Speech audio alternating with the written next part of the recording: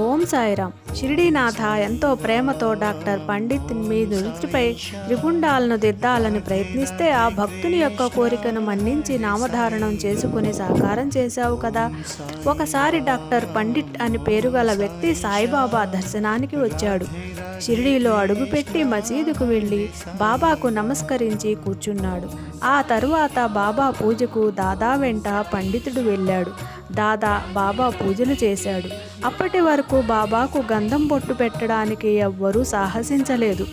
బాబా కూడా ఎవ్వరిని గంధం రాయనిచ్చేవారు కాదు. మహల్సాపతి మాత్రం సాయిబాబా కంఠానికి చందనం పూసేవాడు. కానీ డాక్టర్ పండిత్ ధైర్యంతో చందనం గిన్నెను తన చేతిలోకి తీసుకొని సాయిబాబా మస్తకాన్ని పట్టుకొని నుదుటిపై త్రిపుండ్ర రేఖలు దిద్దాడు. బాబా ఏమీ మాట్లాడలేదు. సాయంకాలం అదే విషయాన్ని అడిగితే పండిట్ గురువు బ్రాహ్మణుడు, నేను ముసల్మాన్ జాతీయుణ్ణి, నన్ను తన గురువుగా భావించి పూజ చేశాడు, తన వశం చేసుకున్నాడు అన్నారు సాయిబాబా.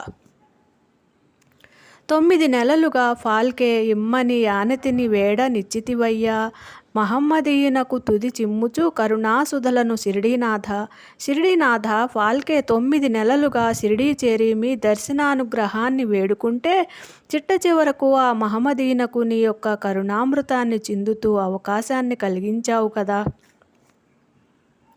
ఫాల్కే అనే మహమ్మదీయుడు షిరిడీ చేరి సాయి దర్శనాన్ని కాంక్షించాడు. అయితే 9 నెలలైనా అతనికి దర్శన భాగ్యం కలగలేదు. చిట్ట చివరకు మాధవరావు గారి ద్వారా అనేక పరీక్షల అనంతరం సాయిబాబా వారి యొక్క మనో చాంచల్యాన్ని పోగొట్టి తన దర్శన భాగ్యాన్ని, సేవా భాగ్యాన్ని కలిగించారు. కనపడే మూలే శాస్త్రికి తన గురుదేవులు మిము